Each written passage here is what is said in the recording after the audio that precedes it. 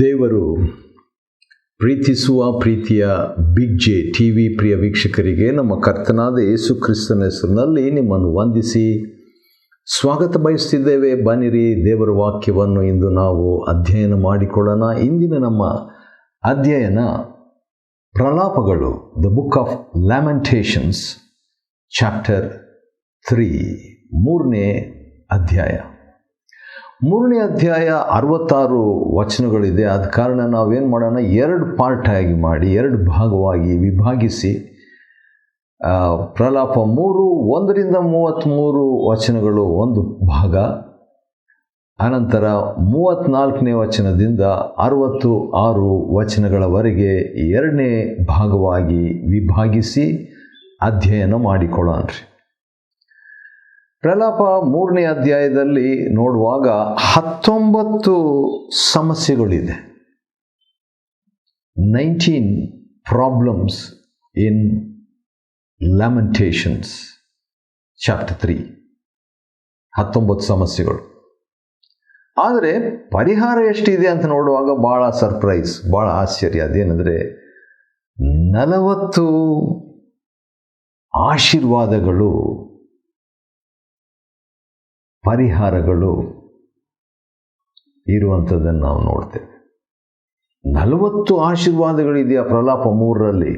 ಹೌದು, 40 ಈ ಆಶೀರ್ವಾದಗಳನ್ನು ಒಂದೊಂದಾಗಿ ನಾವು ನೋಡಿಕೊಳ್ಳೋಣ.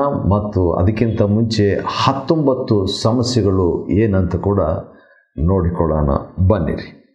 ಪ್ರಲಾಪ 3ನೇ ಅಧ್ಯಾಯ, ಲ್ಯಾಮೆಂಟೇಷನ್ಸ್ ಚಾಪ್ಟರ್ 3. ಮೊದಲನೇ ಸಮಸ್ಯೆ ಏನಂತ ಹೇಳ್ಬಿಟ್ಟು ನೋಡುವಾಗ, ರೌದ್ರ ದಂಡದ ಪೆಟ್ಟು.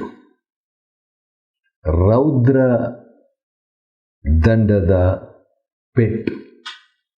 ಕೋಪ ಯಾರಾದರೂ ಆಗಿಬಿಟ್ರೆ, ಅದರಿಂದ ಪೆಟ್ಟು ತಿಂದರೆ, ನೋವಾದರೆ ಅದೊಂದು ಸಮಸ್ಯೆ. 2ನೇ ಸಮಸ್ಯೆ ಏನಂದರೆ, 2ನೇ ವಚನದಲ್ಲಿ ನೋಡ್ತೀವಿ,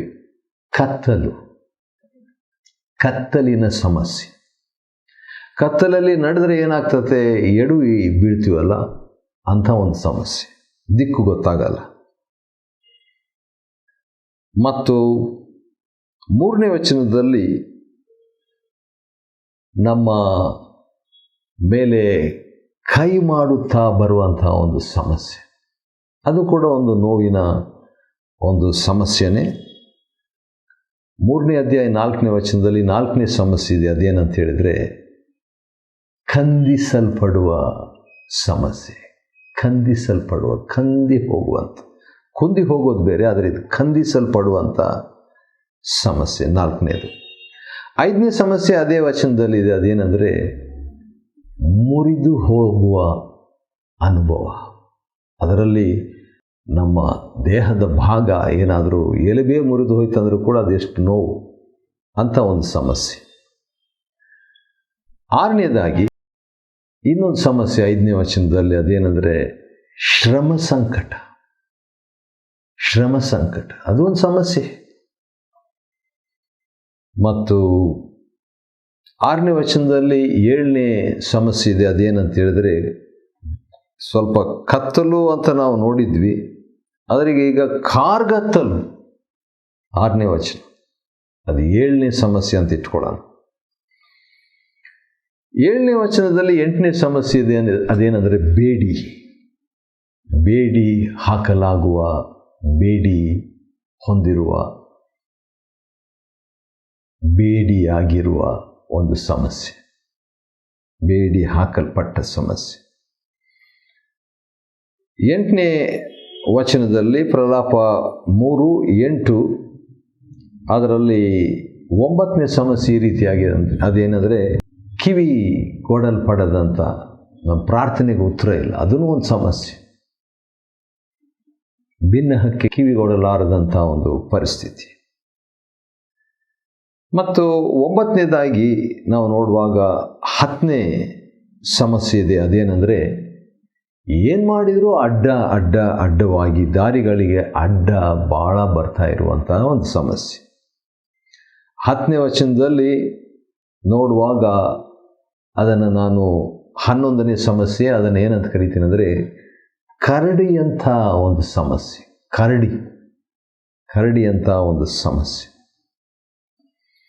ಕರಡಿ ನೋಡಿದರೆ ಭಯ ಆಗ್ತದೆ. ಇಬ್ಬರು ಸ್ನೇಹಿತರು ಹೋದಾಗ ಕರಡಿ ಒಂದು ಕಥೆ ನಮಗೆ ಗೊತ್ತಿರಬೇಕು.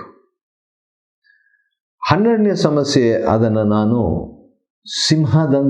ಸಿಂಹದೋಪಾದಿಯಲ್ಲಿರುವಂಥ ಒಂದು ಸಮಸ್ಯೆ. 1 ಪೇತ್ರ 5 ನಿಮ್ಮ ವೈರಿ ಸಿಂಹದೋಪಾದಿಯಲ್ಲಿ ಇದ್ದಾನೆ ಅಂತ ಹೇಳ್ಬಿಟ್ಟು. ಹೌದು, 11ನೇ ವಚನದಲ್ಲಿ ನೋಡುವಾಗ ಹಾಳಾಗಿರುವ ಸಮಸ್ಯೆ, 13ನೇ ಸಮಸ್ಯೆ.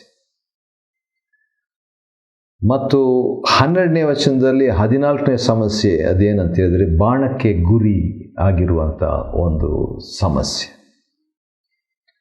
ಮತ್ತು 13ನೇ ವಚನದಲ್ಲಿ ಅಂತರಂಗ ಇರಿದಿರುವ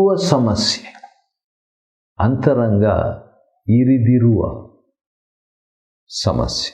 16ನೇ ಸಮಸ್ಯೆ 15ನೇ ವಚನದಲ್ಲಿ ತಣಿಸಿರುವಂಥ ಒಂದು ಸಮಸ್ಯೆ. ನಮಗೆ 10 ವ್ಯಕ್ತಿ ತಣಿಸಿದ ಒಂದು ಅನುಭವ. 16ನೇ ವಚನದಲ್ಲಿ 17ನೇ ಸಮಸ್ಯೆ ಇದೆ. ಅದೇನೆಂದರೆ ಕುಕ್ಕರಿಸಲ್ಪಡುವ ಒಂದು ಸಮಸ್ಯೆ. ಕುಕ್ಕರಿಸಲ್ಪಡುವಂಥ ಅದರಲ್ಲಿ ಬೂದಿಯಲ್ಲಿ ಅಂಥ ಒಂದು ಸಮಸ್ಯೆ. ಮತ್ತು 17ನೇ ವಚನದಲ್ಲಿ ಪ್ರಲಾಪ 3:17 ಅದರಲ್ಲಿ ಇನ್ನೊಂದು ಸಮಸ್ಯೆ ಇದೆ. ಅದು 18ನೇ ಸಮಸ್ಯೆ. ಅದೇನೆಂದರೆ ಸಮಾಧಾನ ದೂರವಾಗಿರುವಂಥ ಒಂದು ಸಮಸ್ಯೆ. ದೂರವಾಗಿರುವಂಥ ಒಂದು ಅನುಭವ. 18ನೇ ವಚನದಲ್ಲಿ ನೋಡುವಾಗ 19ನೇ ಕೊನೆಯ ಸಮಸ್ಯೆ ಇದೆ. ಅದೇನೆಂದರೆ ನಿರೀಕ್ಷೆ ವ್ಯರ್ಥ ಎಂಬ ಸಮಸ್ಯೆ. ಇಷ್ಟೊಂದು ಸಮಸ್ಯೆಗಳಿದೆ, 19 ಸಮಸ್ಯೆಗಳು. ನಿರೀಕ್ಷೆ ವ್ಯರ್ಥ ಎಂಬ ಸಮಸ್ಯೆ. ಹೀಗಿರುವಾಗ ನಾವು ಈ ಸಮಸ್ಯೆಗಳಿಗೆ ಪರಿಹಾರ ನೋಡೋಣ. ಬನ್ನಿರಿ, ನಾವು 40 ಪರಿಹಾರಗಳು, 40 ಆಶೀರ್ವಾದಗಳು ಇದೆ ಅಂತ. ಇಷ್ಟೆಲ್ಲ ಸಮಸ್ಯೆ, 19 ಸಮಸ್ಯೆ ಇದ್ದರೂ ಆಶೀರ್ವಾದಗಳು ಡಬಲ್ ಆಗಿದೆ. 40ರಷ್ಟು ಆಶೀರ್ವಾದಗಳು, ಪರಿಹಾರಗಳಿದೆ. ಒಂದೊಂದಾಗಿ ಅವುಗಳನ್ನು ನೋಡೋಣ. ಮೊದಲನೇದಾಗಿ 19ನೇ ವಚನ, ಅದು ಕೂಡ ಪ್ರಾರ್ಥನೆ. ಪ್ರಲಾಪ 3:19 ನಾನು ಕಷ್ಟಪಟ್ಟದ್ದನ್ನು ಚಿತ್ತಕ್ಕೆ ತಂದುಕೋ. ದೇವರೇ ನೆನಪು ಮಾಡ್ಕೊ, ನಾನು ಕಷ್ಟಪಟ್ಟದ್ದು. ಅಂದರೆ ದೇವರ ಹತ್ರ ಮಾತಾಡೋದು ಅದೊಂದು ಆಶೀರ್ವಾದ, ಪರಿಹಾರ. ಅನಂತರ ಕಹಿಯಾದ ನನ್ನ ಆಹಾರಗಳನ್ನು ಜ್ಞಾಪಕಕ್ಕೆ ತಂದುಕೋ. ಅಂದರೆ ದೇವರ ಹತ್ರ, ದೇವರೇ ನನ್ನ ಕಹಿಯಾದ ಅನುಭವ ಹೊಂದುತ್ತಾ ಇದ್ದೀನಿ, ಊಟ ಮಾಡಲಿಕ್ಕೂ ನನಗೆ ಅಷ್ಟು ಖುಷಿ ಇಲ್ಲ, ಆದ ಕಾರಣ ಜ್ಞಾಪಕ ಮಾಡಿಕೊ ಅಂತ ದೇವ್ರ ಹತ್ರ. ದೇವ್ರಿಗೆ ಗೊತ್ತು ಜ್ಞಾಪಕ ಮಾಡಿಕೊಳ್ಳುವಂಥ ಅವಶ್ಯಕತೆ ಇಲ್ಲ, ಆದರೂ ಕೂಡ ಆತನಿಗೆ ಗೊತ್ತಿದೆ ಜ್ಞಾಪಕ ಮಾಡಿಕೊ ಅಂತ ನಾವು ಪ್ರಾರ್ಥನೆ ಮಾಡೋದು ತಪ್ಪೇನಿಲ್ಲ. ಅದು ಹಳೆ ಒಡಂಬಡಿಕೆ ಭಕ್ತಾದಿ ಈ ರೀತಿಯಾಗಿ ಮಾಡಿದೆ. 21ನೇ ವಚನ 3:21 ಹೌದು, ದೇವರ ಕರುಣೆಯನ್ನು ನೆನಪಿಗೆ ತಂದುಕೊಳ್ಳುವ ಆಶೀರ್ವಾದ. ದೇವರ ಕರುಣೆ ಅದನ್ನು ನೆನಪಿಗೆ ತಂದುಕೊಳ್ಳುವಂಥ ಒಂದು ಪರಿಹಾರ. ಯಾಕೆ ಎಂಬುದಾಗಿ ನೋಡುವಾಗ ಅದಕ್ಕೆ ಕಾರಣ ಇದೆ. ಯಾಕಂದರೆ ಅದರಿಂದ ನಿರೀಕ್ಷೆ ಉಂಟಾಗ್ತದೆ. ನಿರೀಕ್ಷೆ ನೋಡಿದ್ರೆ ನಿರೀಕ್ಷೆಯ ರಹಸ್ಯ ಕರುಣೆಯನ್ನು ನೆನಪಿಗೆ ತಂದುಕೊಳ್ಳುವಂಥದ್ದು. ಮತ್ತು ಮುಂದೆ ನಾವು ನೋಡುವಾಗ ಹೌದು, ನಾವು ಉಳಿದಿರುವುದು ಆತನ ಕರುಣೆನೇ. 22ನೇ ವಚನ 3ನೇ ಅಧ್ಯಾಯದಲ್ಲಿ ಇನ್ನೊಂದು ಆಶೀರ್ವಾದ ಇದೆ. ಅದೇನೆಂದರೆ ಕೃಪಾವರಗಳೆಂಬ ಆಶೀರ್ವಾದ. ಅದು ನಿಂತು ಹೋಗೋದಿಲ್ಲ ಅಂತ. ನಮಗೆ ಸಮಸ್ಯೆ ಬಂದಾಗ ನಿಂತು ಹೋಗಿದೇನೋ ಅಂತ ಅನಿಸ್ತದೆ, ಆದರೆ ನಿಂತು ಹೋಗಲ್ಲ. ಮತ್ತು 23ನೇ ವಚನದಲ್ಲಿ ಅವು ಹೇಗಿರ್ತವೆ ಅಂತ ಹೇಳಿದ್ರೆ, ದಿನ ದಿನ ಹೊಸದಾಗಿ ಒದಗುತ್ತದೆ. ರಿನಿವಲ್, ದಿನ ದಿನ ಹೊಸದಾಗಿರುವಂಥ ಒಂದು ಅನುಭವ. ಅದು ಕೂಡ ಒಂದು ಪರಿಹಾರ ಅಂತ ತಗೊಳ್ರಿ ಅಥವಾ ಆಶೀರ್ವಾದ ಅಂತ ತಗೊಳ್ರಿ. 23ನೇ ವಚನದಲ್ಲಿ ಇನ್ನೊಂದಿದೆ, ದೇವರ ಸತ್ಯಸಂಧತೆ ಎಂಬ ಆಶೀರ್ವಾದ, ಫೇತ್ಫುಲ್ನೆಸ್ ಆಫ್ ಗಾಡ್. ಅದು ಹೇಗಿರ್ತದೆ ಅಂತ ಹೇಳ್ಬಿಟ್ಟು ನೋಡುವಾಗ ಅದು ದೊಡ್ಡದು. Great is your faithfulness. ಯಾಕಂದರೆ ಆತನು ದೊಡ್ಡ ದೇವರು, ಆತನ ನಂಬಿಗಸ್ತಿಕೆ ಕೂಡ ಬಹಳ ದೊಡ್ಡದು. ಅದು ಆಶೀರ್ವಾದ, ಅದು ಪರಿಹಾರ. ಸಮಸ್ಯೆಗಳು 19 ಸಮಸ್ಯೆಗಳು ನಮಗಿರ್ಬೋದು, ಇದು ದೊಡ್ಡ ಆಶೀರ್ವಾದವಾಗಿ ಇರುವಂಥದ್ದಾಗಿದೆ. ಇನ್ನೊಂದು ಆಶೀರ್ವಾದ 24ನೇ ವಚನದಲ್ಲಿದೆ. ಅದೇನೆಂದರೆ, ಯೆಹೋವನೇ ನನ್ನ ಪಾಲು ಎಂಬ ಆಶೀರ್ವಾದ, ಅಥವಾ ದೇವರೇ ನಮ್ಮ ಪಾಲಾಗಿದ್ದಾನೆ. He is my part. ಹಾಗಾದರೆ ನಮ್ಮ ಸಮಸ್ಯೆ 19 ಏನು ಎಷ್ಟು ಇದ್ರೂ ಕೂಡ ಆತನು ನಮ್ಮ ಭಾಗಿಯಾಗಿದ್ದು 43ನೇ ಅಧ್ಯಾಯದಲ್ಲಿ 40 ಆಶೀರ್ವಾದಗಳು, ಪರಿಹಾರಗಳು ಇದೆ. ಇನ್ನೂ ಜಾಸ್ತಿನೇ, ಹೆಚ್ಚಾಗಿನೇ ದೇವರು ಕೊಡ್ತಾನೆ ರೀ. ಸರಿ, ಆ ರೀತಿಯಾಗಿ ಆತನು ನಮ್ಮ ಪಾಲಾಗಿರೋದ್ರಿಂದ ಏನು ಮಾಡಬೇಕು? ಮತ್ತೆ ನಮಗೆ ನಿರೀಕ್ಷೆ ಮೇಲೆ ನಿರೀಕ್ಷೆ ರೀ. ಯಾಕಂದರೆ ಆತನು ನಿರೀಕ್ಷೆ ದೇವರು. ಆದ ಕಾರಣ ನಮಗೆ 24ನೇ ವಚನದಲ್ಲಿ ಆತನನ್ನು ನಿರೀಕ್ಷಿಸುವೇನು. ಯಾಕೆ? ದೇವರು ನನ್ನ ಪಾಲಾಗಿರೋದ್ರಿಂದ ನಾನು ಆತನಿಗೆ ನಿರೀಕ್ಷಿಸ್ತೇನೆ. ನಿರೀಕ್ಷೆ ಎಂಬ ಆಶೀರ್ವಾದ. ಮತ್ತು ಆ ರೀತಿಯಾಗಿರುವಾಗ 25ನೇ ವಚನ ಏನು ಹೇಳ್ತದೆ? ಯೆಹೋವನು ತನ್ನನ್ನು ನಿರೀಕ್ಷಿಸುವವರಿಗೆ, ಆತನು ನಿರೀಕ್ಷಿಸುವೆನು ಎಂಬುದಾಗಿ 24ನೇ ವಚನದಲ್ಲಿ ಆತನು ಹೇಳಿರುವಾಗ, ಇಲ್ಲಿ ನಿರೀಕ್ಷಿಸುವವರಿಗೆ ಆತನು ಮಹೋಪಕಾರಿಯಾಗಿದ್ದಾನೆ. ನಿರೀಕ್ಷಿಸುವವರಿಗೆ ಮಹೋಪಕಾರಿ. 24ನೇ ವಚನದಲ್ಲಿ ಏನು ಬರೆದಿಲ್ಲ, ಆದರೆ 25ನೇ ವಚನದಲ್ಲಿ ನಿರೀಕ್ಷೆಗೆ ಪ್ರತಿಫಲ ಉಂಟು. ಅದು ಕೂಡ ಏನಾಗಿದೆ? ಆಶೀರ್ವಾದ, ಪರಿಹಾರ. ಅದೇ 25ನೇ ವಚನದಲ್ಲಿ ಬರೀ ನಿರೀಕ್ಷಿಸುವಂಥದ್ದು ಮಾತ್ರ ಅಲ್ಲ, ಹುಡುಕುವವರಿಗೆ ಮಹೋಪಕಾರಿ, ಮಹೋಪಕಾರಿ, ಮಹೋಪಕಾರ ಎಂಬ ಆಶೀರ್ವಾದ. ನಿರೀಕ್ಷಿಸುವವರಿಗೂ ಮಹೋಪಕಾರಿ, ಆತನನ್ನು ಹುಡುಕುವವರಿಗೂ ಆತನು ಮಹೋಪಕಾರಿ. ಅದು ಇನ್ನೊಂದು ಆಶೀರ್ವಾದ. ಮತ್ತು 26ನೇ ವಚನದಲ್ಲಿ ನಾವು ನೋಡುವಾಗ ಇನ್ನೂ ಕೂಡ ಕೆಲವು ಆಶೀರ್ವಾದಗಳಿದೆ. ಅದೇನಂತ ಹೇಳಿದರೆ, ರಕ್ಷಣಾ ಕಾರ್ಯ, ದೇವರ ರಕ್ಷಣಾ ಕಾರ್ಯ ಎಂಬ ಆಶೀರ್ವಾದ. ಅದು ನಮ್ಮ ಕರ್ತನಾದ ಯೇಸು ಕ್ರಿಸ್ತನ ಮೂಲಕವಾಗಿರುವಂಥದ್ದು. ಅದು ಒಳ್ಳೆಯದಂತ್ರಿ.